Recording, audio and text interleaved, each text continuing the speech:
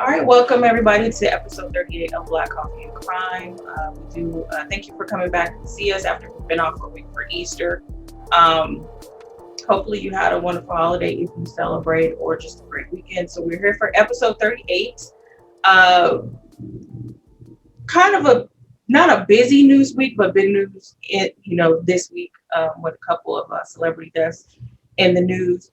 Also continuing with the Derek Chauvin trial, not the Floyd trial, but the Derek Chauvin trial, because he's not on trial. Derek Chauvin. So I haven't been watching it because I can't do trauma porn anymore. So at least current trauma porn I can't do. So I haven't been watching it. Do want to say before the introduction, do want to say thank you to all the new subscribers that we have. In the past maybe 2 months, we've gained about 20 to 25 subscribers and users on YouTube. Lots of people liking our Facebook and Instagram pages. So thank you so much for joining us. If you are new to the channel, my name is Brandy, and we also have Brandy Wingate and then also Jackie Johnson as well. So we are going to begin the episode as we always do. With what? Church announcements. All right, these are the announcements as follows. 1, we are not law enforcement professionals. We're just people who like to talk about crime, current events, and whatever else is on our mind. So if we ever deviate away from the original topic, it's our channel. That's what we can do.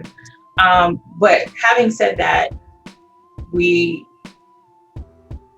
not trying to be malicious. We find these things in public record. If we misspeak or say something wrong or misinformation, please let us know politely and respectfully at info@blackcoffeecrime.com or on our Instagram and Facebook pages, also at Black Coffee and Crime. Emphasis on the respectful, because even though these are the church announcements, he ain't through with me yet, okay? So just want to put that out there.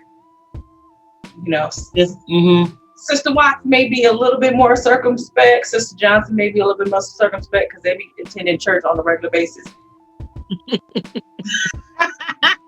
But I don't. So, yes. Those are some of the.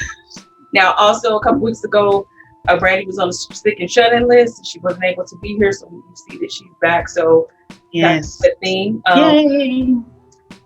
Also, if you want to, now is the time to go ahead and take your COVID vaccine. They are widely available throughout the country. So, it's just basically signing up and making an appointment. Some places it's harder than others to get the shot, but if that's an option for you, or if you wanted to get it, go ahead and get it. If you don't, you just don't. That's your choice. You don't have to.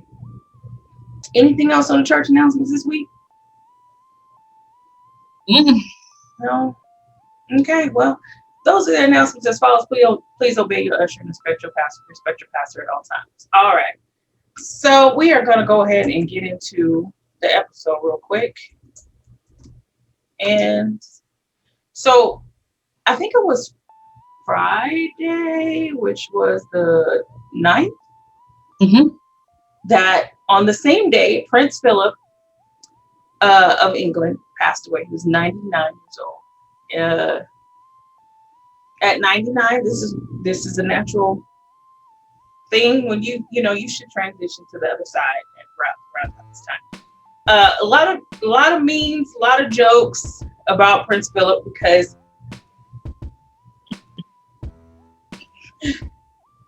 I'm trying to hold it together because I can see the memes. I see it. And I can. Prince Philip has been ailing for a long time.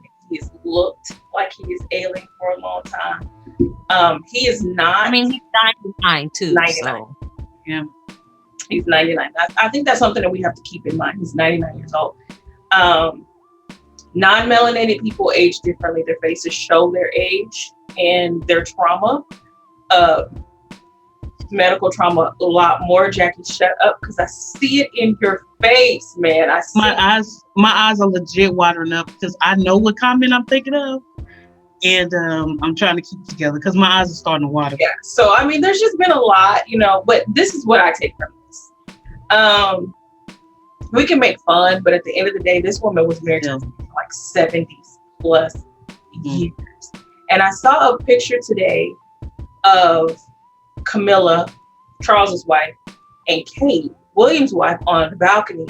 And Queen Elizabeth comes out, and this is the first time I've seen this woman show emotion. She did like this. She touched under her eye. And I was like, this is not a queen in mourning. This is somebody's wife in serious mourning. I'm gonna let you laugh in a minute, Jackie. I'm gonna let you tell your joke. But also, Prince Harry left LA, went to England, of course. Meghan said, I ain't going. You sure did. Meghan's like, I ain't going. Didn't go? No. The official excuse is that she's in the advanced months of her pregnancy. And because she had recently, before this one, she had a miscarriage. They don't want to take the risk. But that's official on both sides from Windsor. You know why she didn't go. From Harry's camp. She just said, I'll keep you. You know why she didn't go. Even though she did have a good relationship with Prince Philip and the Queen, I'm quite sure she just doesn't want the vibe. Like, she doesn't want just don't want to go. Or she might not want the attention to be on them and the first time they're around the rest of the family. Right. Since the controversy, and that makes sense. Yeah. So Prince Philip. So Jackie, what you got to say about Prince Philip? They say he's been on 1% for 10 years. Oh.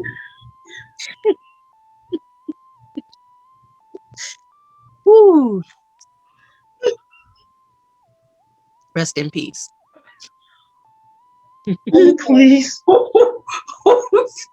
I was up at my bed at 7:30 in the morning reading the Shade Room comments, crying because definitely it is still sad. Somebody's white. I get it, but we have. I don't know why we're so creative. We're so creative.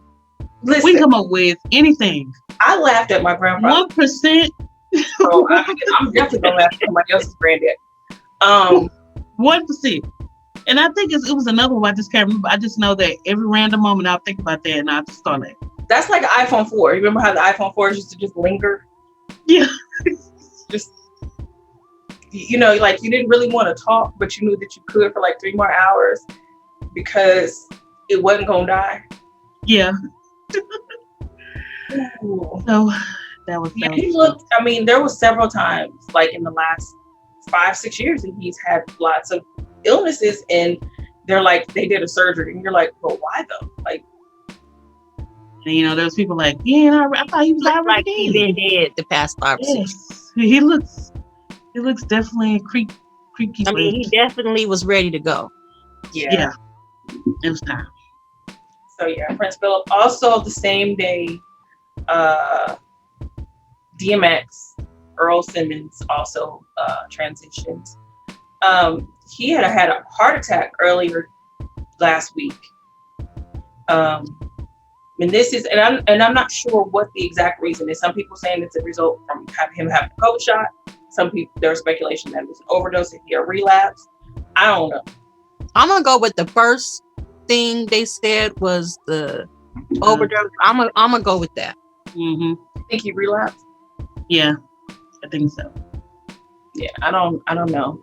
Because originally that's what it was. That was a drug overdose. Originally caused a heart attack. Mm-hmm. In any case, this is a man who publicly struggled with this. He was not one of those people to hide what he was going through. Right. At every stage, he was very honest and open about what he was doing, how he was feeling, and all of that. And he, despite, his music was rough. He wasn't, he was not like, soft hip hop artist. Nah, he was bringing it every single, like you felt every single song. You know what I mean? And you also felt when he wasn't afraid to, when he was giving interviews, talk about his struggle, talk about his relationship with God and spirituality. none of that. Like, he was honest at every single. He reminds me a lot of Leandria Johnson in that. Yes, very much so. I thought so too. With their journey, to let you know that even though I'm doing what I'm doing, I'm still close to God, and I still trust in the process of being saved and everything. So it's. Did you see them in that video together? Because he was at his. I had to watch it twice. I was like, "Is that Leandria?" That was fine. So. Lots of tributes to DMX. There was a crowd outside of the hospital when they were moving his body, and there was hundreds and hundreds of people playing his music outside of the hospital as they were moving his body to the funeral home. So yeah, it's really sad. I don't really think we understand the impact of Black music and hip hop on the world, because I've been watching people of all colors and cultures like really mourn for this guy. You know what I mean? They are really in mourning and playing his music, and you're like, dang, I wouldn't think that this person would like DMX, but everybody loved DMX. Everybody. So, very sad to hear that. Now, I posted this story to our Facebook and Instagram. Instagram took the story down.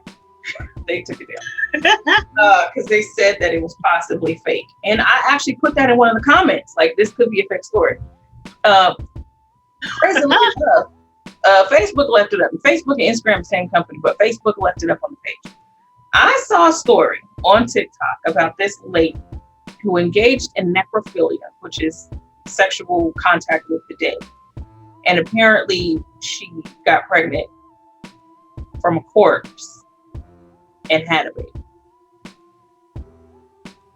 She was an assistant to the medical examiner. And in the story, which again could be fake, in the story, she had sexual intercourse or contact with over 70 bodies.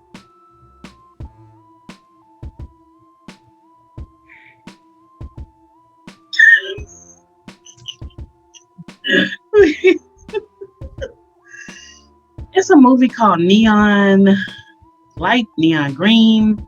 I don't know. I automatically thought about that movie. And if you haven't seen that movie, don't see the movie. If you haven't seen it, don't see it. Yeah, don't see it. I didn't know. People want to go see it. Because TikTok makes me sick. Because once they say something, don't do it, I have to do it. I have to go look. Oh, but I have to go look. There's been a few things that they say don't look at, and I'm like, I don't want to see it. Yes, a few that I haven't, but I went and watched it because people were like, oh my God. And when I seen it was the same kind of behavior. Is that even possible? Like, how long does sperm last? 4 days. Inside the shoot or outside the shoot? I'm outside, inside, I don't know. 4 days is a long time. You have sex, today is officially Monday, and you have unprotected sex, well, Friday, Monday, Tuesday, Wednesday, Thursday, Friday, you still viable. Wow. But here's the thing, okay? In the story, here's the thing. The man that she's allegedly got pregnant by was in a car accident and almost unrecognizable. So how do you climb on a table with someone with a road rash on their face and get it in? Like, because it wasn't about the road rash. Huh? It wasn't about the road rash. So how do you get past that? Like, you are climbing on top of was it junk scooped up? I mean, you're really seeing people at the very worst time of their life. I'm sure nobody looks good.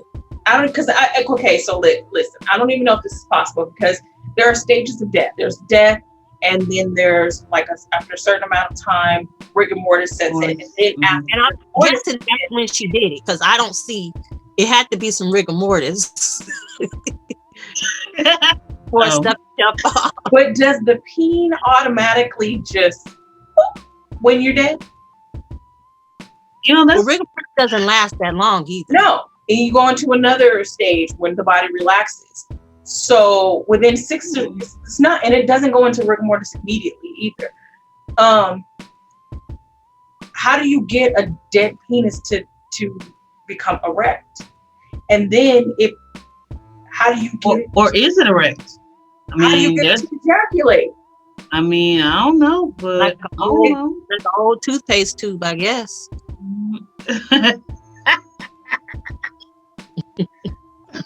Gotta roll it out. I just can't. I'm thinking like his face all beat up, smashed. Then she coming in there like, let me ride this, and I'm like, what?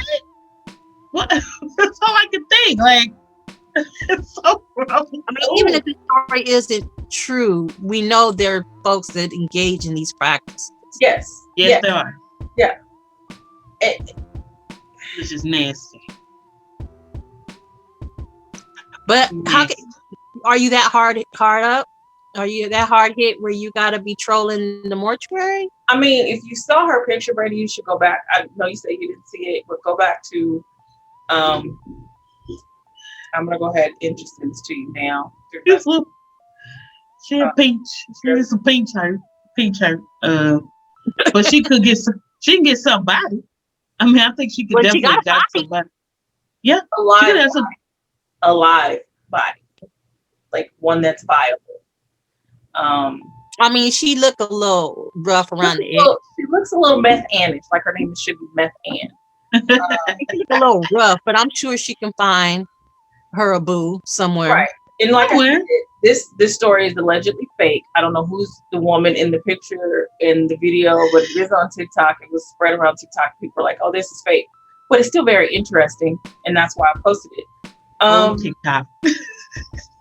Yeah, TikTok gets you in trouble, especially when you work overnight and you ain't got nothing else to do. And I think I posted it like at 3, 4 o'clock in the morning. Yeah, you did. Yeah. I mean, that's like literally just he's laying there. Like there's no interaction. I need a little pat on my back or something. Okay, you don't want a pat on your back in the morgue. No, not in the morgue, but I'm just saying. If I got in the morgue, burnt down. From the outside, of course, because I would not be inside. Oh my God. Like when I saw that, I was like, the story, again, the story, she allegedly did this up to 70 or more times. So some sort of. How did they know that though? I mean, how would they know it was 70 sometimes? Unless they were watching, and I'm quite sure there's cameras in the morgue, but do you just let that go on and on and on and not say anything? Nasty. So when she applies for a new job, what's her specialty? Raising the dead? I don't know, sausage stuffer. I don't know. Work for Hormel. I don't know. Like, what do you do? But in the story, she was arrested. There was something about the birth certificate and there being a DNA test. I mean, the details inside the story make it absurd.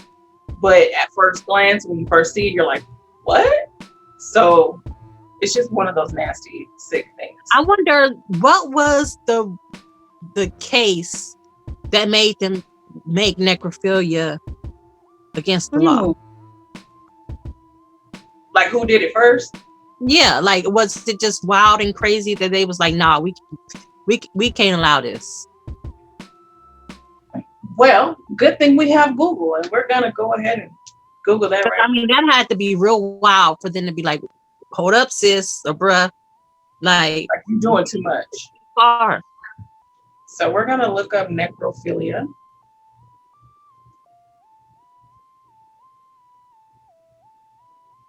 Okay. So it's basically defined as sexual attraction towards or a sexual act involving corpses. Origins of the term, 16th century.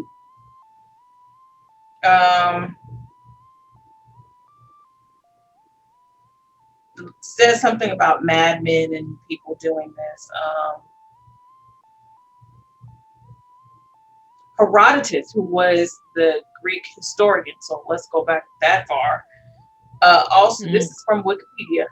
Says Herodotus also alluded to suggestions that the Greek tyrant Periander had defiled the corpse of his wife.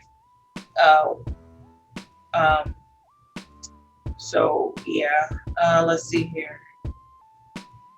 So it looks like I'm saying somebody had to do something real disgusting for them to say, because the person's dead, they don't know what's going on unless the other it's like just nasty. It crosses cultures from Greek culture and Herodotus. So this is BC, Hittites, cultures in Asia and China, Renaissance Italy. So it doesn't look like there hasn't been a culture that has practiced necrophilia, but I don't know if there's just been one thing that say you can't do it. I think it's just a moral thing. It's nasty. It's nasty. Or if you believe that in reincarnation, I guess. But wouldn't you eat the corpse rather than humping it? Because it's taking it to a whole nother level. I don't. But if you believe in reincarnation, that means that person is alive somewhere else, and I guess you're disgracing their. See, that's what I'm thinking. Like, is the spirit looking down, going? I would never. You know what I mean? Like, is that the thing? The spirit was like, "You mother." I told you no. Like spirit going, what the? I never said you could do that. But wouldn't you be worried about some sort of disease?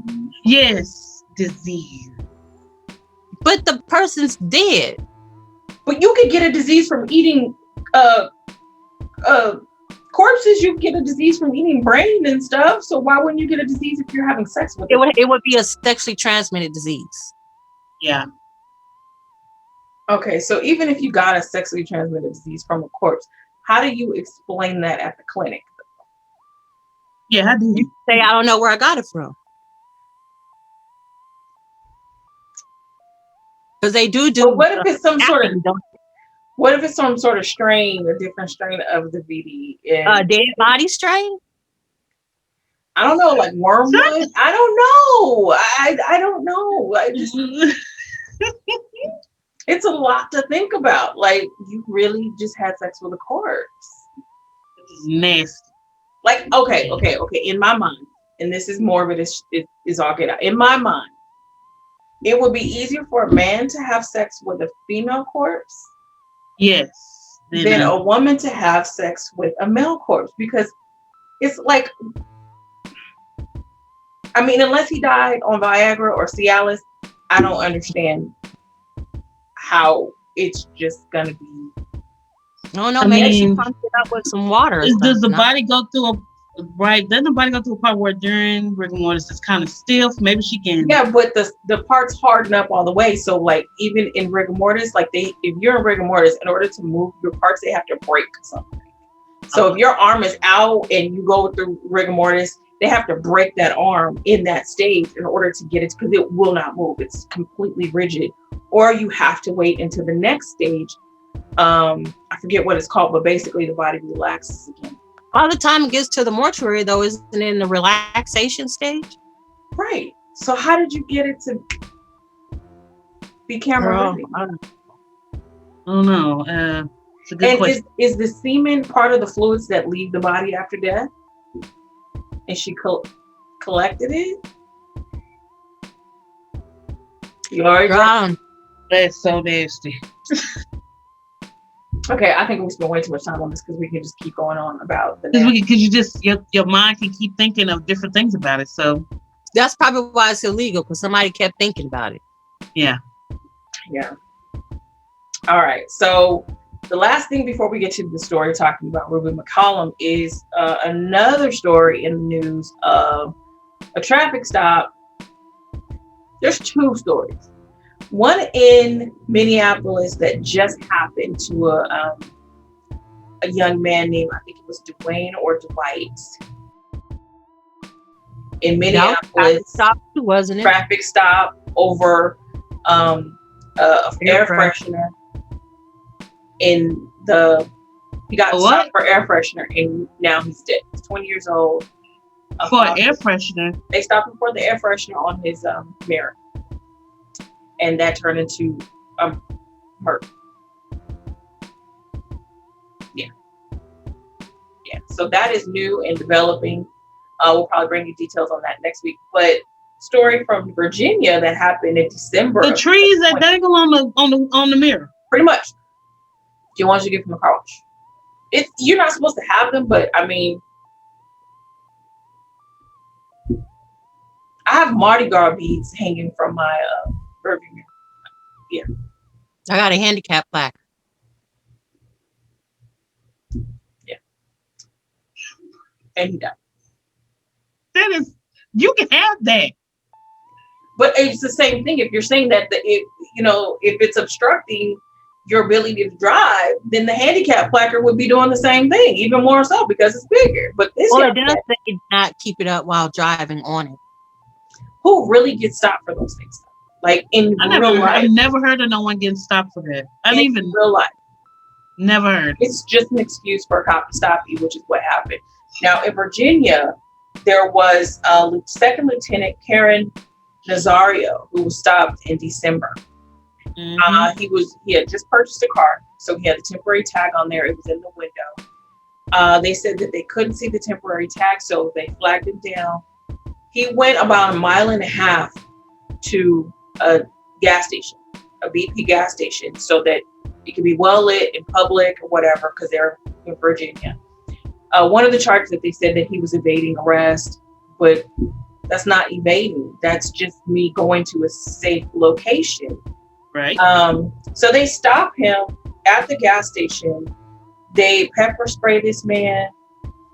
They're like, get out of the car, take your seatbelt off. He's like, I can't see. I can't see. I mean,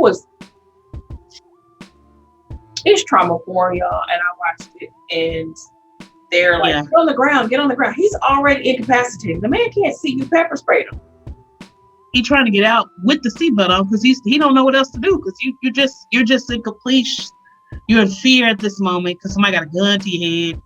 You don't know what to do. You're like, I can't see. You're spraying me in my eye. Like, what do you do? I mean, I'm like, at that point, I was like, why didn't you just take the seatbelt off? Because you see him literally trying to get on the ground with a seatbelt on. Yep. Like, at that point, if it's that important, why didn't you take it off? I believe, he was active duty, second lieutenant, and they asked him what his rank was there. He's like second lieutenant. And they're really condescending to him. And I like in most of the videos that we see, there is no real justification or reason for their attitude or their treatment. So you're trying to figure out, like, most people say, well, we don't have the complete story. Well, you kind of do, because Nazario started recording immediately. So you see the entire incident. And did you see the other cop? Because there was another cop who was looking like, look, this ain't right. But he did. Yeah. He never said nothing. Didn't do it. But you could see the look in his face, like, what are you doing? Like, let's just stop. But he didn't say anything. And I think in a case like that, you are just as guilty, because you had authority and power to stop this. To pull them aside and say, you know what, this is unnecessary. If we can see the tab, all you have to do is say, sir, you have a temporary tab. We can't see it. The tint on the back window is too dark. Is there a way that you can put that on the outside? That's all you need to do. It's a traffic stop for something simple. And then the fact that this man is wearing his work uniform. You can't even respect that. Nope.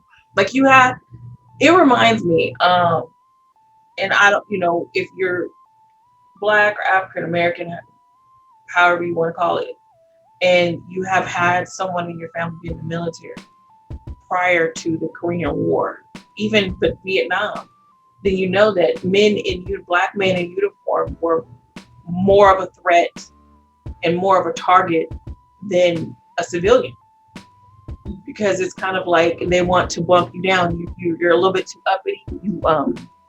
you know, you think a little bit more of yourself. You still don't have the rights even in the military. You don't have that level of respect that they would give a white person, basically.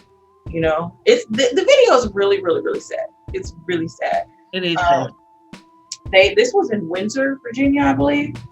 Nazario is suing.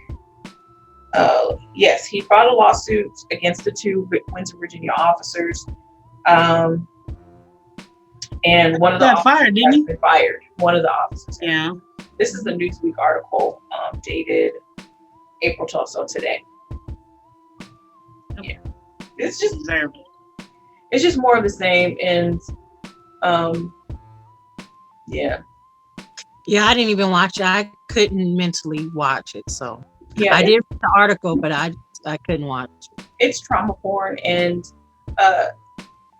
listen, if you have not watched the Derek Chauvin trial, don't protect your peace, because you watching that is not going to change the outcome of that trial. No. So just wait and see what happens when it happens. Don't put yourself through the torture of listening to testimony and listening to the medical examiner. I saw a little clip of when the attorney was questioning the medical examiner about the cause and the manner of death. And he was very, very precise and very specific in his questions about whether or not George alleged drug use had anything to do with his death. And the medical examiner was very emphatic. No, didn't have anything to do with the cause or the manner of death. This was a homicide. I can't. Yeah. I mean, I get little sound bites, and that's even too much for me. I watched like a 30-second. I couldn't. My mind is just not prepared for that. Yeah. I was I watched Trayvon Martin's trial. That was traumatic for me. Botham Jean's trial more recently last year. Was it 2019 Botham Jean? I watched that trial. I watched that trial. And in all of them, it's character and victim assassination. That's why we have to say that it's not the Trayvon Martin trial. It's not the Botham Jean trial. It's not the George Floyd trial. It is the Derek Chauvin trial. It is the George Zimmerman trial, whatever the hell that cop's name was here in Dallas, whatever the fuck her name was. It's her trial. The victims, I don't care what they did prior to those moments. Those are victims of a crime, and their character has nothing to do with them dying. Period. If they were not in the commission of a crime when they died, I don't want to hear about their detention record from the 8th grade, or I don't care. It didn't have anything to do with it. But I don't want to see no videos, no old videos. I don't want to see none of that. None of that. I think part of our issue too is these people are just so guilty, and then at the end of the trial, they aren't found guilty. Right. There we go. So you're invested into this person. You watched the trial. You've seen the all the evidence, and clearly, and then it doesn't. It doesn't result in a guilty verdict. Like for me, I don't even when my mom is listening to it on the phone with me, I have to get off the phone. I don't want to hear any of it, because none of it. I'm protecting myself and preparing for the fact that this man is likely to walk. He's going to walk. Even after all the testimony, even of other police officers, that's our reality here. That this happens over and over again. We literally watched this man die. Literally, it was snuff porn via CNN News or whatever news outlet you watch, and we watched that time and time and time and time again. And I don't want to watch it anymore. And again, you watching or not watching the trial is not going to change the outcome. It's up to the 12 jurors, but you've seen it time before. Yeah. So we can't do the trauma porn, even though it's crazy that we are reluctant to watch this kind of thing, but then we talk about crime and other things. I just don't want to talk about the things that are current, or watch any current trial, because I already know what's going to happen, or I think I do. Yeah. And then the stories that we talk about are things that have been talked about before, adjudicated or whatever. So it's a bit different. But have y'all been a little bit off subject, but have y'all heard of the show Them yet? Have either one of y'all tuned in yet? And I'm not watching that. Don't watch it. It's on Prime. I ain't watching it. I have over the course of the last day, I have never dealt with so much trauma, and I haven't dealt with this type of mental trauma in a minute. And this is a show. Yeah, I'm not. It is traumatic. I can't. No. Oh no. I wouldn't recommend it to nobody. Nobody. I mean, I understand what they're trying to do, but they shouldn't even put that out. That is gonna piss people off. It's gonna cause some problems. I watched it because I needed to finish it because I started it, but I don't recommend that is very problematic. I think that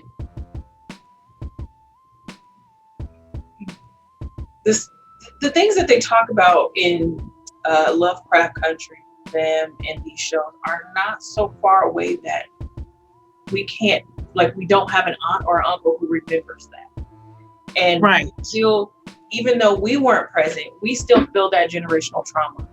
And I'm not going to feed into my PTSD. I'm not trying to be in the corner sucking my thumb because I saw something like that, or something has triggered a fantasy memory that I don't even have. Reality is scarier than fiction. Yep. And it is close to reality. Yeah. And also, if you are watching it, don't even watch episode 5. Just skip that whole episode. Heard about episode 5 in the pillow. Is that the one with the salt and the baby? Skip the whole episode. Yes. I heard about that. I have never cried so hard in my life. I already spend most of my time doing this on it anyway. But that episode was hard for me. It took me some time to get past that. No, I'm good. Yeah. I just got to the hospital. So it was a game. They don't do it. I ain't trying to go back. So don't do it. There are certain. I started watching it because people were like, it's kind of like love, Lovecraft. And I'm like, okay, well, let me try. And it was a lot of talk about it on TikTok. And I was like, well, let me just check it out. In the first episode, I was like, okay, this is a lot. The second episode, I was like, this is even more. And then by the third, I was like, this is ridiculous. How many episodes are there? 8 or 9. Oh, I'm good.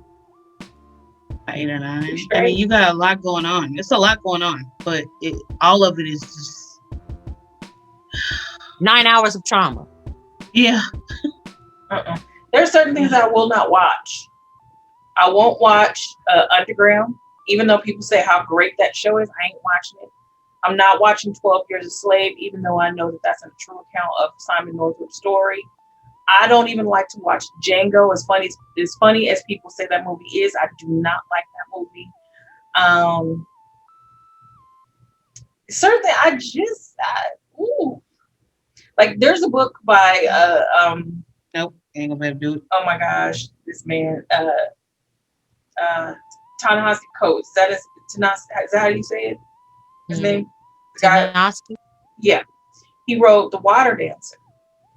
And this book is absolutely gorgeous. If you like Toni Morrison, then this is right up your alley. But you also have to think about Toni Morrison writing Beloved. And if you read Beloved, you felt some type of way.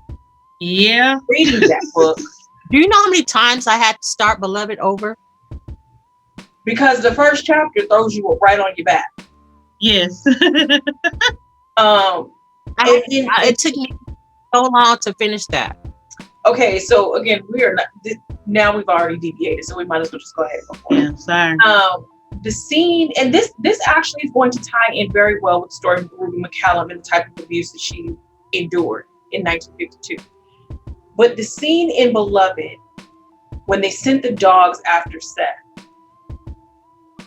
and I think it was Paul D in the barn, and how the dogs assaulted Seth and he couldn't do anything.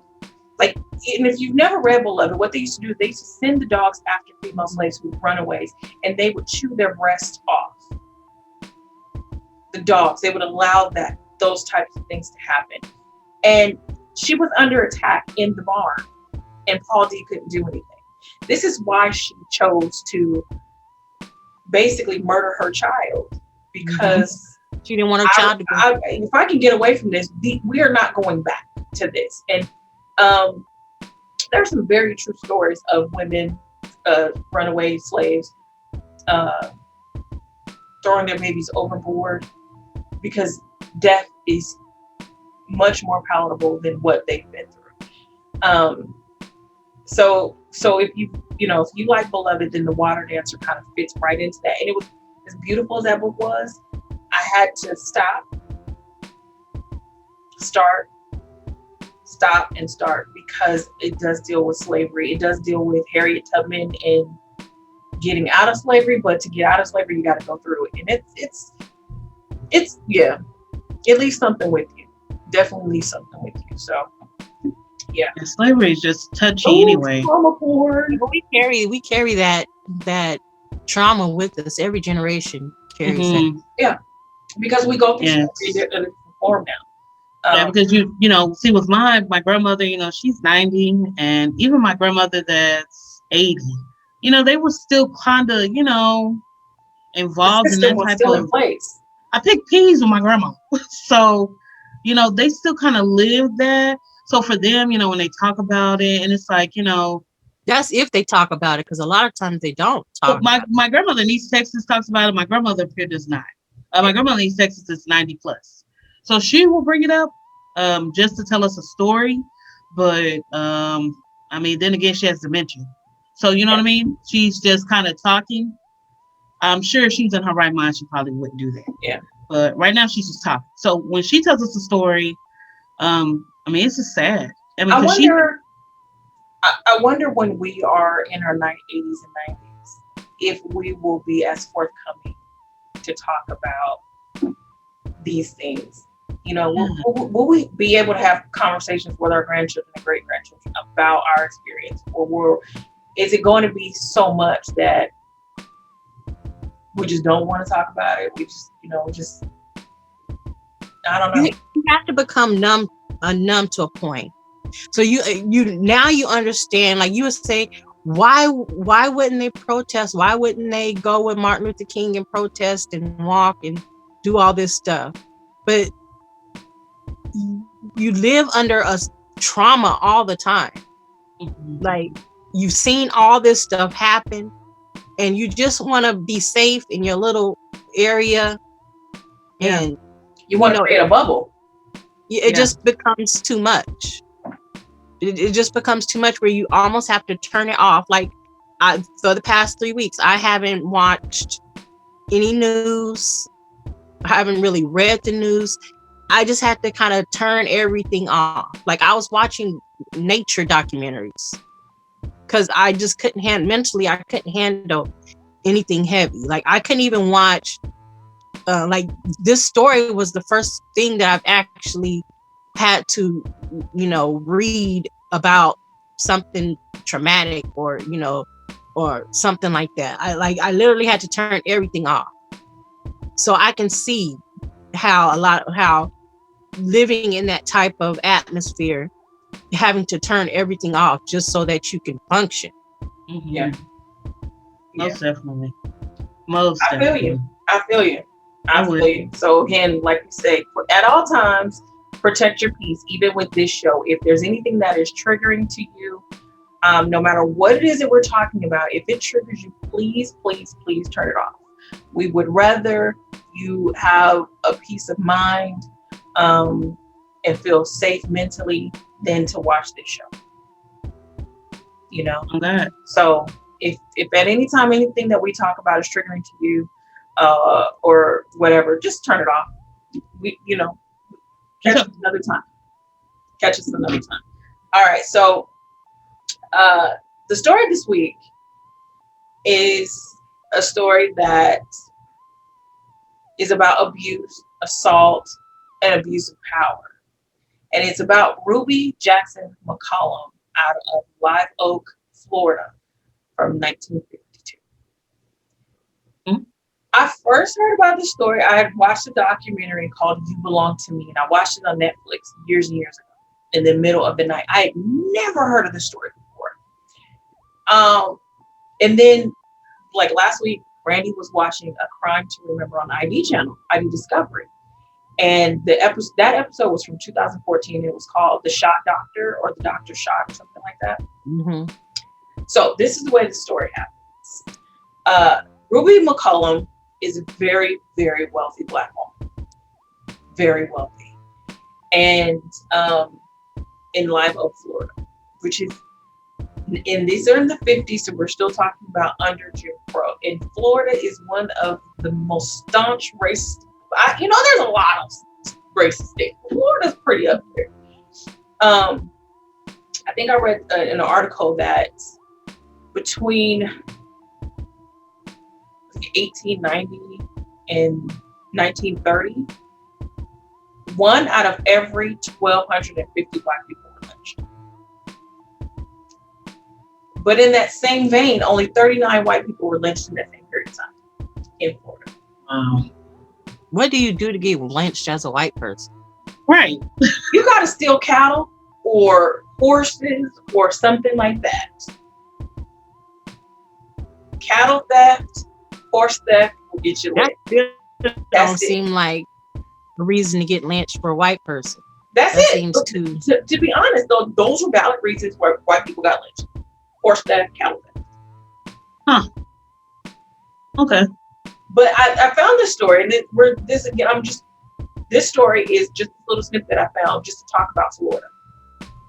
In 1916, this guy named Boise Long allegedly stole a pig. And this is from an article, 1993 article from the Orlando Sentinel written by James Clark.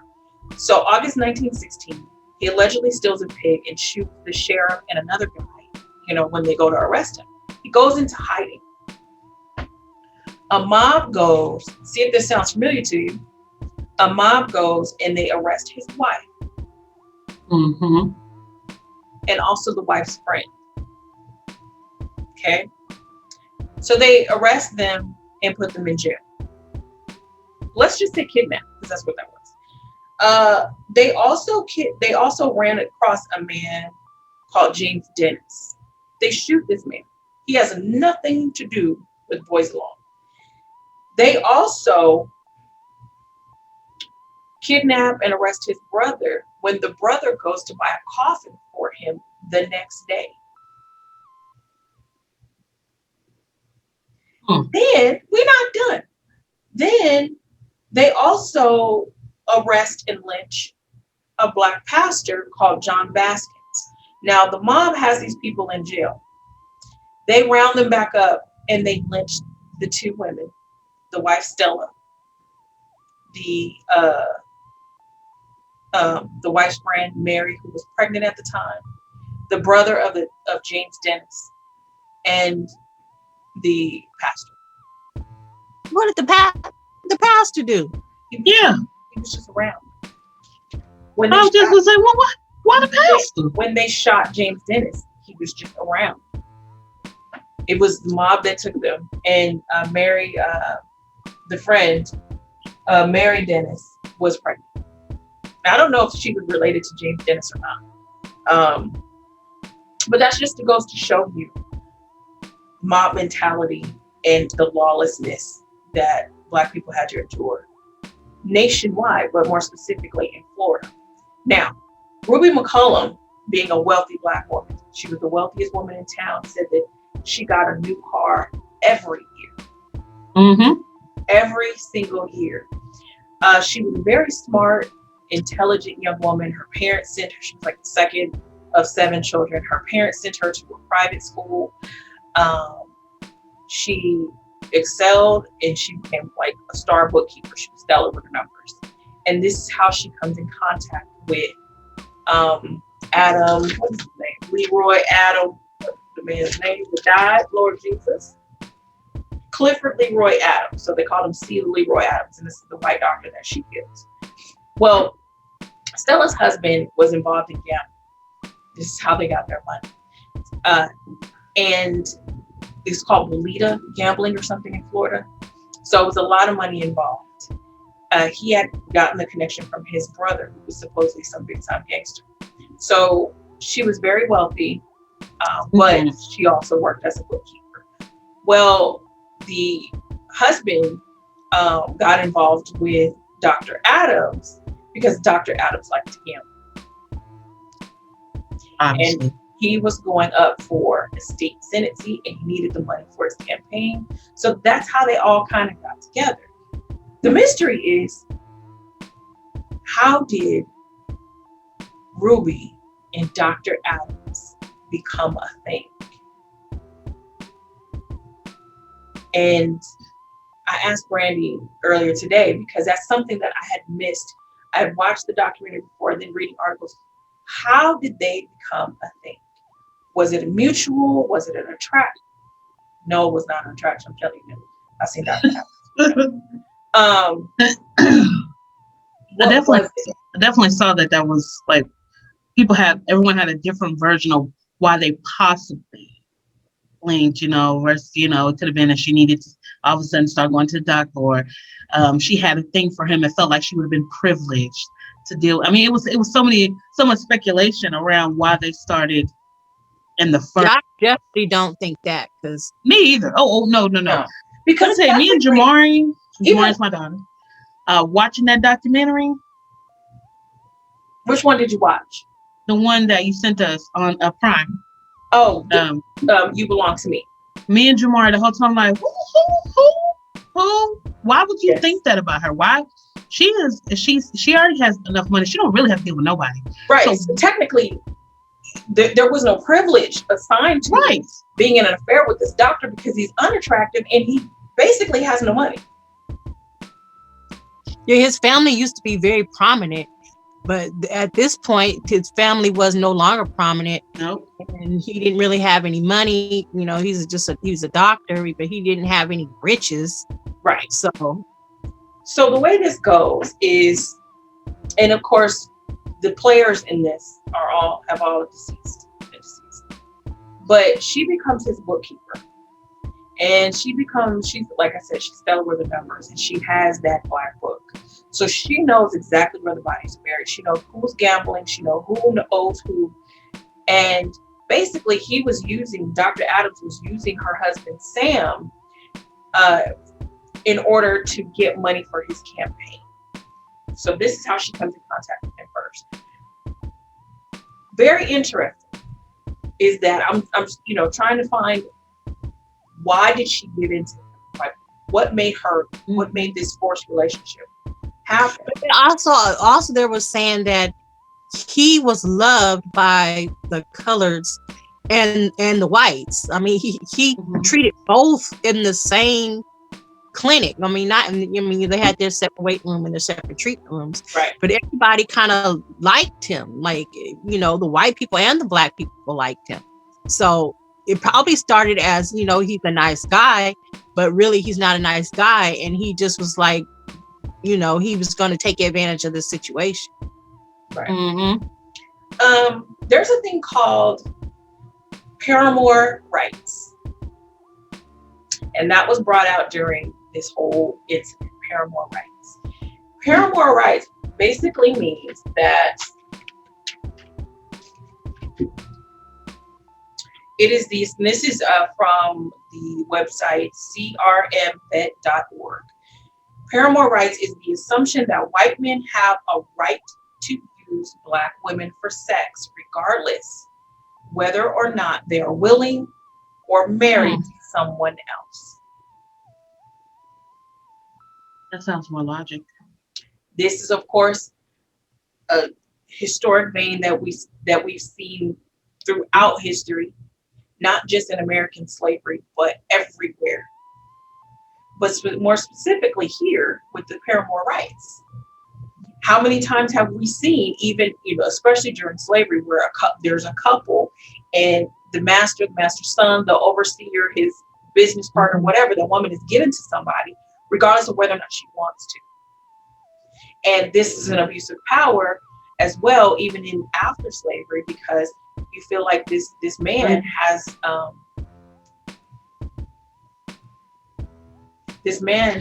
some sort of dominion over you and may either harm you, your family, your husband. And I think what happened here is because Ruby's husband, Sam, and this is speculation, Ruby's husband, Sam, was involved in something illegal. Right. Even though the doctor was also involved in something illegal, they're always going to take the word of the white man over the black man.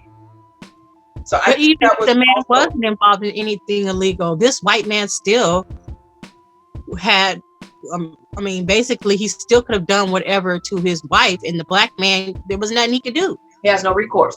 He's Paul D. He is Paul D. in the rafters in the barn. You know what I mean? He is every black man who has seen his wife assaulted or seen his kids assaulted and could not move out of either fear of him for himself or for his family. So this is Sam, and and again, we don't have a lot of commentary from Sam McCollum because he unfortunately passed away by a heart attack the day after Ruby was arrested. Yes, the day after. Yes, and that's so shady. Yeah, he had taken the children to Ruby's mother's house because he feared a lynch mob, basically, for this. And the day after she was arrested, all of a sudden he dies of a heart attack. He was a young, hardy man, and he dies of a heart attack. No prior history to any sort of crazy. So yeah, that's a little a little suspect. He's supposed to actually come in to speak with the officers to give his, not testimony, but kind of like a statement. To give his statement, and he never made it. Yeah.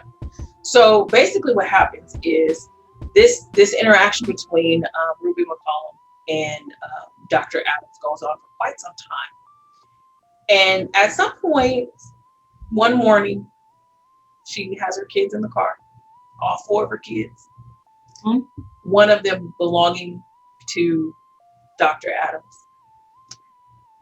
And she goes in there, she leaves her kids in the car, and she goes in there, she shoots them about 3 times, and she walks out and goes home and feeds her kids.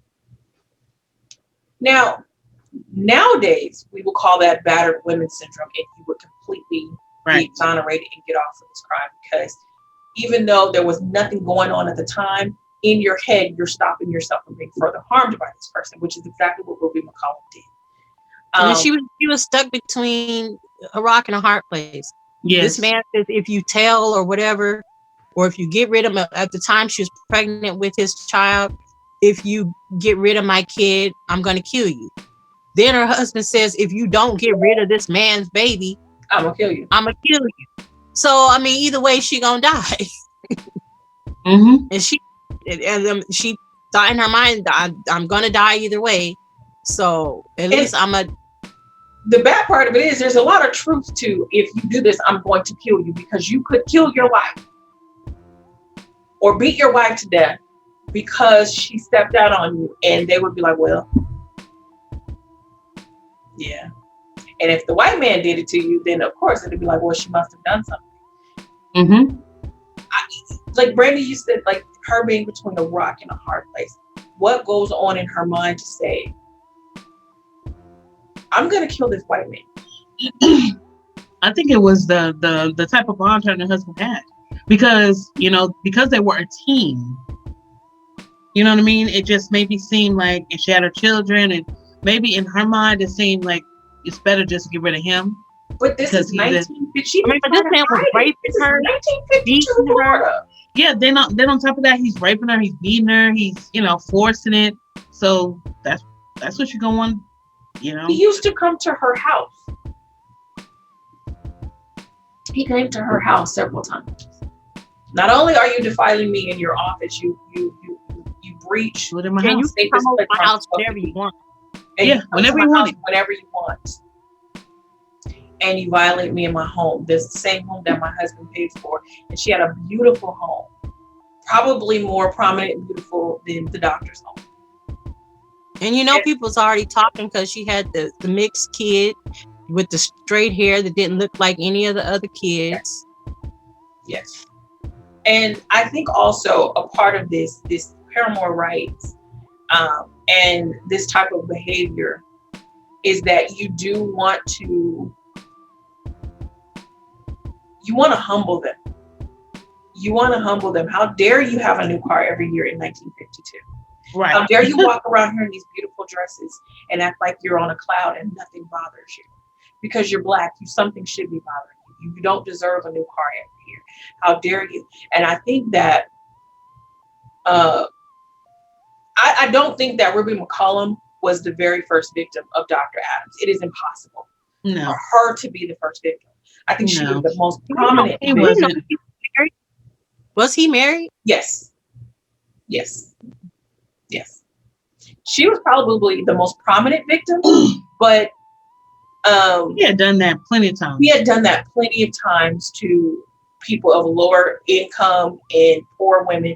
And listen, we talk about last week, the last show, we talked about Samuel Little and his victims. And we talk about other serial killers and their victims. They go after victims who are least likely to be believed or to be missed. And these women are already Black. In 1952, ain't nobody listening to them. Their husbands ain't listening to them. So the law enforcement is not going to listen to them. They're Black females. They're poor. No one cares. And the fact that Dr. Adams allowed Black people to come into his office, albeit through the back door, to come into his office and treat them, he had the perfect pool of victims. He can't do this to a white woman. But you can definitely take your deviance out on a Black woman because they have no recourse. There's nothing that we could do. But Ruby McCollum could do something. I think that maybe he got a little bit greedy and a little bit too full of himself. And you have this woman who's working in your office who comes in here looking better than your wife does. And she's smarter than you are. And she has the nerve to turn you down. How dare she? How dare you? And he got a little bit greedy and said, well, she's still Black, she's still a woman, I'm still going to do this. Well, Ruby McCollum was like, I'm worth a little bit more than what you think. And I'm not going to do this anymore. Like, I cannot. Like she literally sacrificed herself for this. It is. So the trial goes. I'm sure before even the murder, I'm pretty sure she told him look, this can't. No, I don't want it anymore. Yeah. So I'm pretty sure she did. But at some point there's a breaking point to where something's got to give. Now the trial goes on. She is convicted of murder in December of 1952, and in January of 1953 she's sentenced to death. But in the trial, get this, the judge was a pallbearer at Dr. Adams' funeral.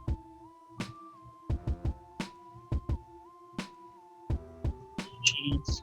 The expert witness was a guy called Dr. Dillard Workman. He was an associate of Dr. Adams. He worked in his office, and he was also Ruby's doctor while she was pregnant with Dr. Adams' daughter. He testified about her sanity, gave all of her medical information, and he also acted as the medical examiner for Dr. Adams. So they're saying that he was shot in the back, but you had his friend as the medical examiner, as an expert witness.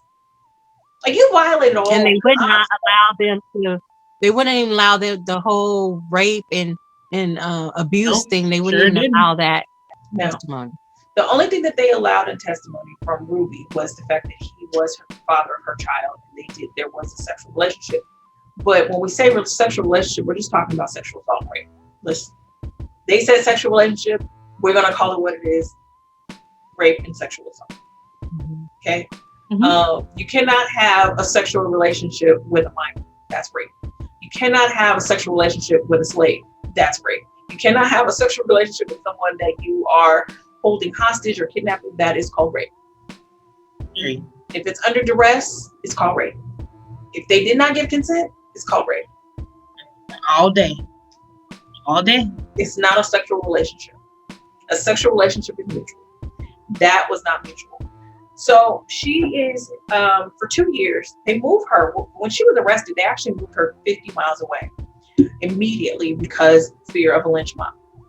And that's why I brought up that first story, is because no one was safe from a white lynch mob. Men, women, and children, the elderly, were all subject to the lynch mob. And no one was safe from that. So Ruby wouldn't have been safe either. All right. So no one is safe from the lynch mob. So that's why they moved her 15 miles away. After the trial, she was in prison for about 2 years I forget what jail she was in, but for 2 years she was in jail.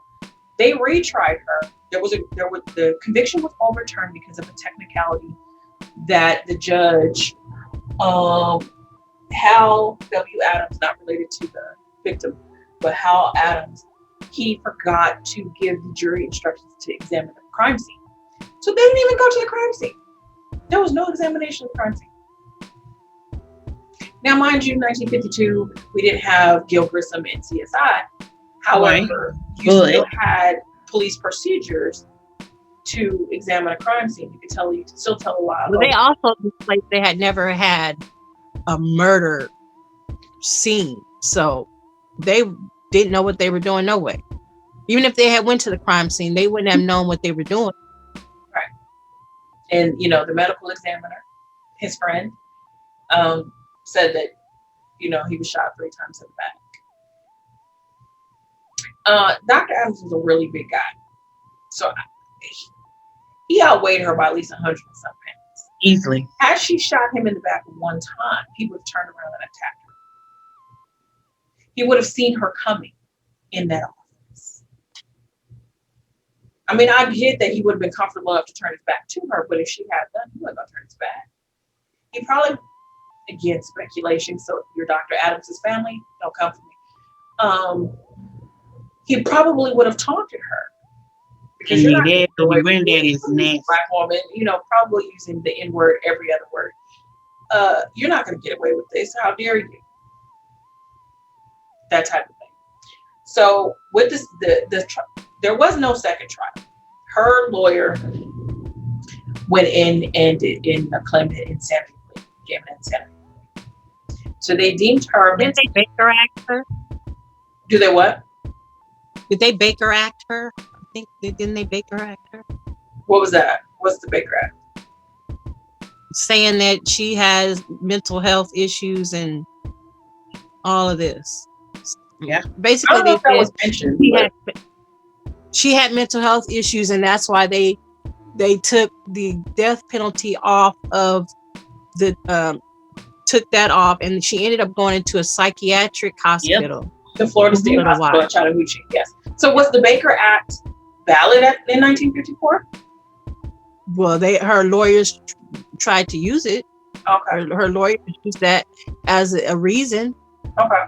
And that's why she ended up going to the psychiatric hospital and enduring shock therapy and everything else. Right, because that hospital did have a reputation for over-medicating, poor treatment of patients, and electroshock therapy. So she's in the Florida State Hospital for 20 years, from 1954 to 1974, when the same lawyer was finally able to get her freed because she was considered not a threat to community or support herself at that point. She goes into a rehab nursing facility, kind of thing. One of the writers, a writer who was at her original trial 20 years prior, had set aside about $40,000 for her care. She passed away in 1992. She had been reunited with, so as far as I know, the 3 oldest of her children. So they died not too long after she was released from the state hospital. And Ruby just had a tragic life because her brother passed away a year before she did. And she didn't remember what she had gone through. Like in her interviews, she couldn't remember. And it's kind of like, could she remember or she didn't want to? And they're saying that, what do they call it? There's some kind of a syndrome that they call this. Kind of like what you were saying, Brandy. And basically, it's suppression of trauma. Yeah, kind of like what Brandy was saying, that maybe she just tried to not deal with that trauma. Right. It's called the Ganser syndrome, and it's suppression of painful memories. So that, you, as a self-care, as self-defense, you just block it all out. But also, did it have anything to do with the medication that they were giving her, and most likely the electroshock therapy? Because, psychiatry. What do you guys think about people? What do you guys think about people who have no memory of their crimes and they're serving a sentence, but they have no memory? Like, should they still be accountable for those things? Yeah, they have no memory of it. But here's the thing: like, how can you verify that they have no memory? Are they that good of an actor or actress, or they really don't have memory? I don't know. So that's the thing. You have to judge whether or not this person's being genuine, and once and just really does it recall.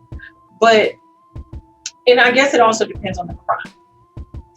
Is it like a heinous crime, and you're talking about like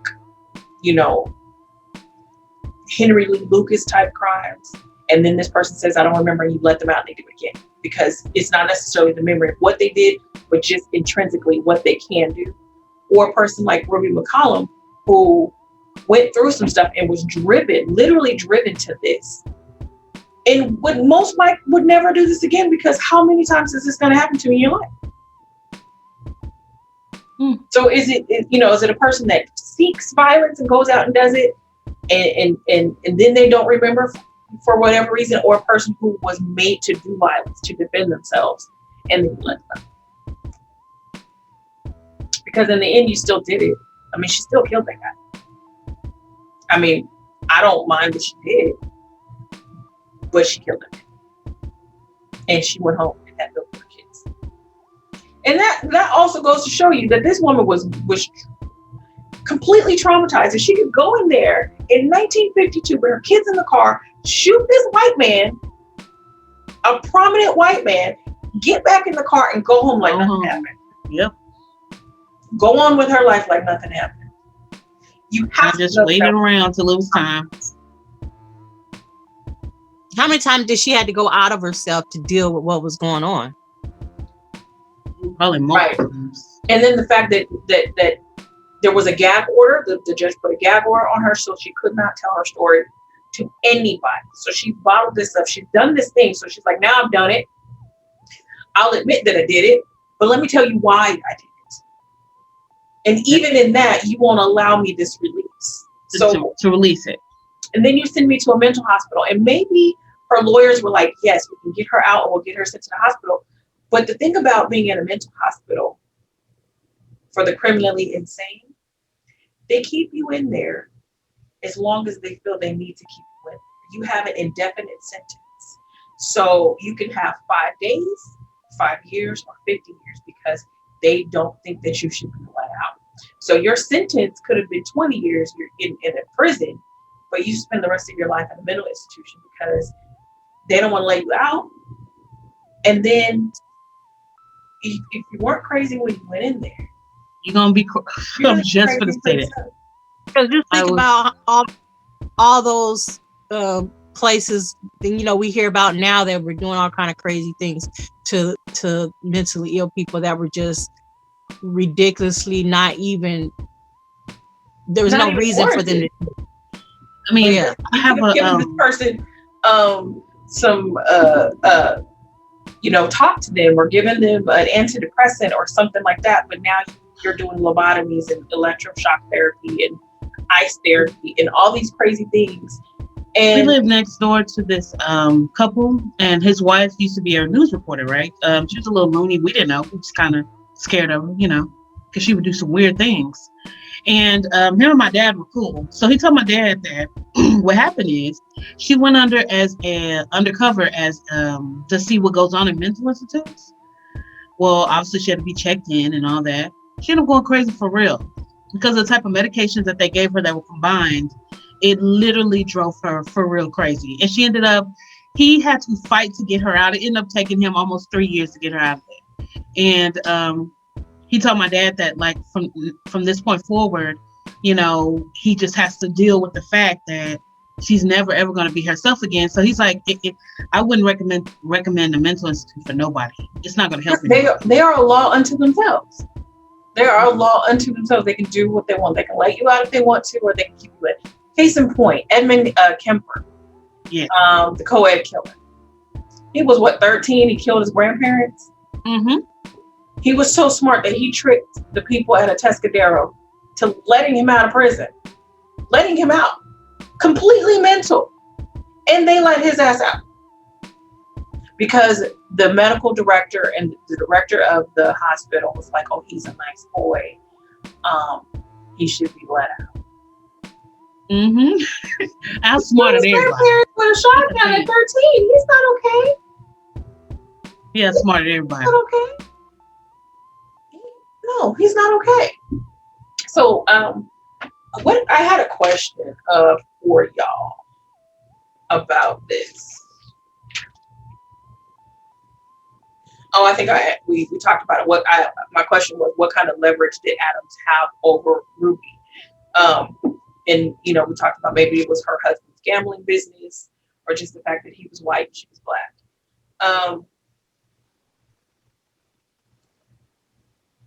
But I mean, the white people knew what they were doing. That they had a gambling business because they were paying them off to be able to do it. Right. They said that. So it wasn't like the white people didn't know, the sheriff and officers and stuff, because they were on the books getting paid from them. Right, but then you can call in the feds, though. You know what I mean? You still have that threat that you can call in the feds. And in one of the articles, well, that's why they put that little black book when they went to arrest her, and they couldn't find her. They couldn't find it, and they said that the gap order that the judge put on Ruby was more about the IRS and the money than anything else. Yeah, because she could tell her story because everyone already knew the story. Everyone already knew the story. Zora Neale Hurston came from Pennsylvania to report on this story while she was in her first trial. So she wrote articles for a Pennsylvania newspaper about Ruby McCollum, and she also contacted other authors to do the same. So this was a sensationalized national and international attention. And they put the gap order because the IRS was going to come in and do a sweep because all of these people were making money in Live Oak, and there was no trace of how they were making this money. Dr. Adams had just won a Senate seat in Florida. He didn't have campaign money for that because he was not a wealthy man. So how did you pay for your campaign? So the IRS was going to come in, and since Ruby was the bookkeeper, she knew exactly where everything was, and they saw her as excellent bookkeeper. They saw her as a threat. So not only is she a wealthy black woman, she's a smart, wealthy black woman, and she knows exactly where the bodies are buried. And they have never found that book. They have never found the book. Well, they never got that book. Is gone. Yeah. So, let's see. If you guys want to watch the documentary that we saw, it's called "You Belong to Me." It is currently on Prime. So if you have a Prime account, you can definitely watch it there. It is one of the best documentaries I've seen. Very good. Very well done. It's respectfully done, but it's very thorough, and it's haunting. Really, it is really haunting because this is a story that I didn't know about. I had no clue about this prior to seeing that. And it's sad. And they didn't want you to know about it either. Joe didn't.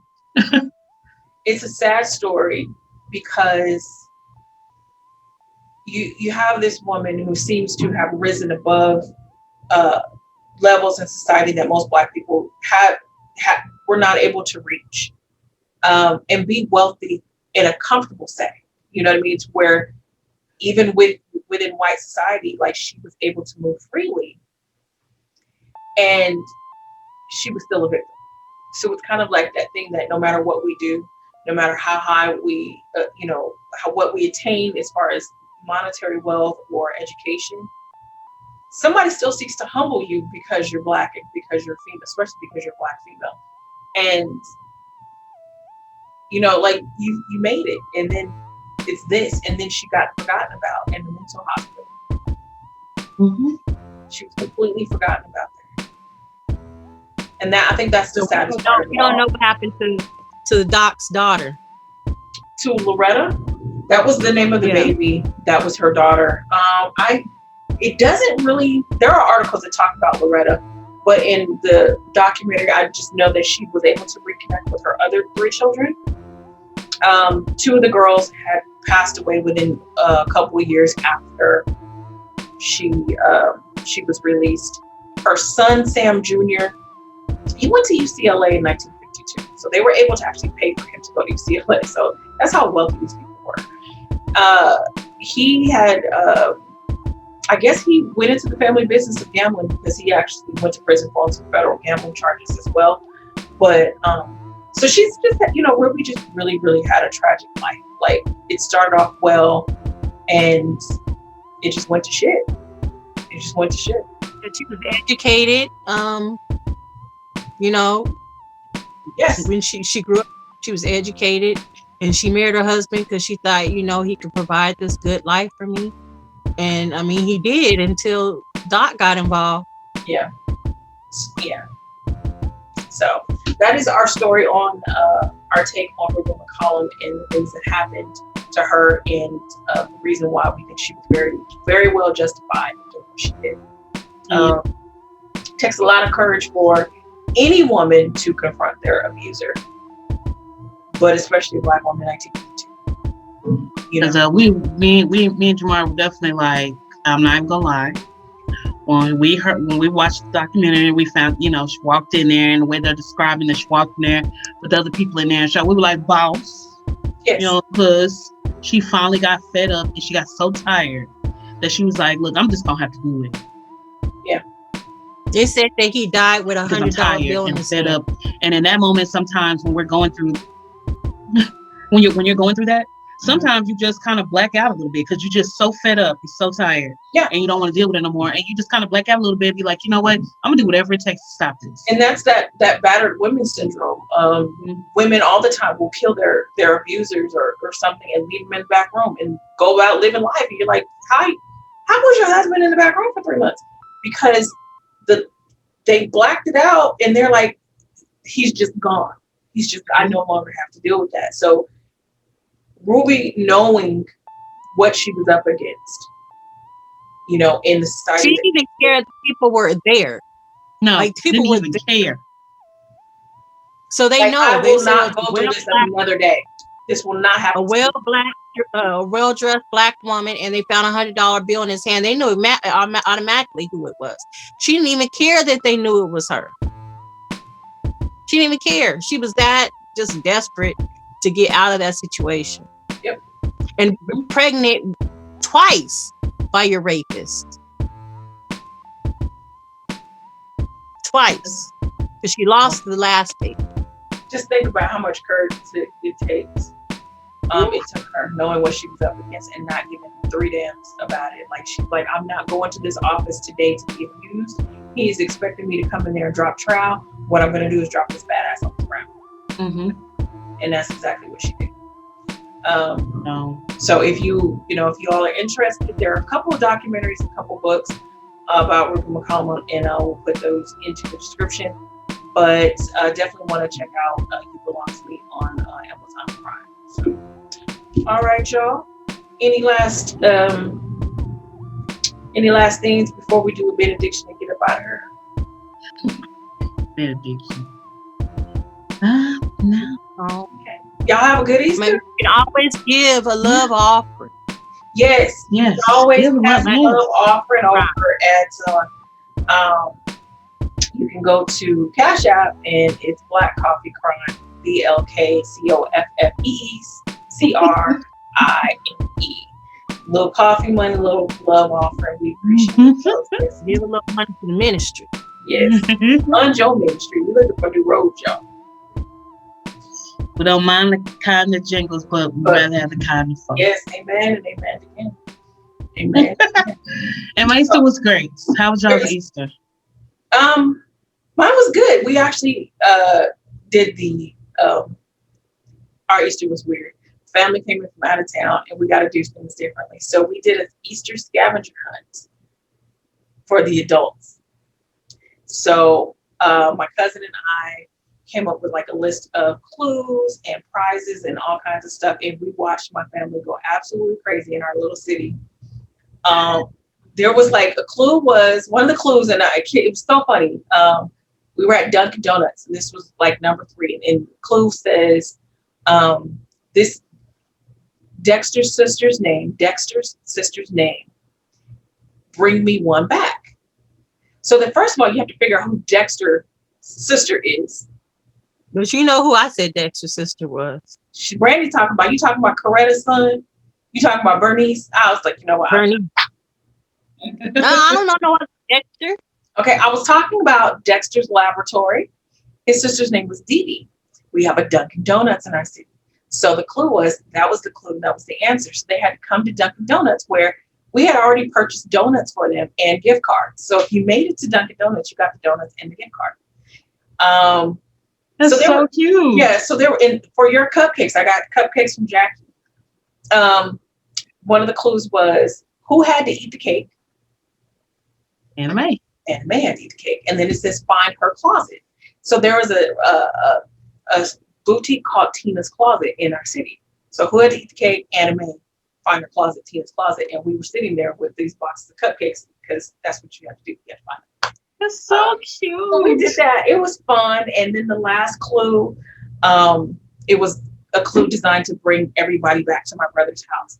And so everyone was in the parking lot of Tina's Closet. And then all of a sudden the light came on about this last clue, because we texted to everyone. They took off. It was like the Amazing Race, y'all.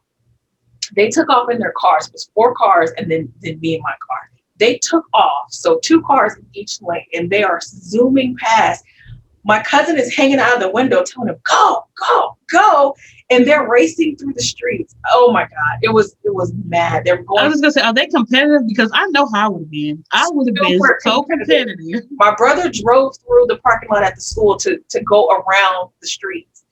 My nephew, and we don't know what kind of cars he drove, allegedly ran a stop sign because my aunt was his partner and told him just go past through the stop sign. It was a mess, y'all. It was so, I wish I had filmed it, but it was fun. It was fun. In the moment, and then we, instead of traditional Easter baskets, we had a Easter piñata in the front yard. We had a piñata for Easter. That's so cute. That sounds so. So Easter was my mom's birthday. So happy birthday, Ella Mae Tyler. That's her name. Happy birthday, Ella Mae Tyler. It's my son's birthday too. Yes, happy birthday. Well, happy birthday. Well, belated birthday. Yes. All right, y'all. So, we are going to go ahead and get out of here, and we will update you on episode 39. But in this case, you can always join us every Tuesday when new episodes drop on our YouTube channel, and also on Facebook and Instagram. Anytime you see any updates or any news stories that we're going to be talking about on Al Gore's Internet. So, be safe, be blessed, and enjoy the second cup.